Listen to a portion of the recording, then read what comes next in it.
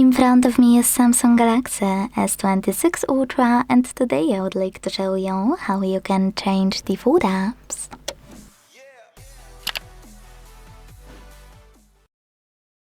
All you need to do is go into Settings and scroll to tap on Apps over here.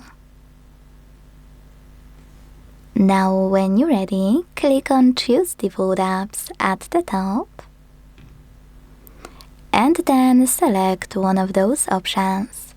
For example, if you want to change your browser, tap on Browser App section at the top.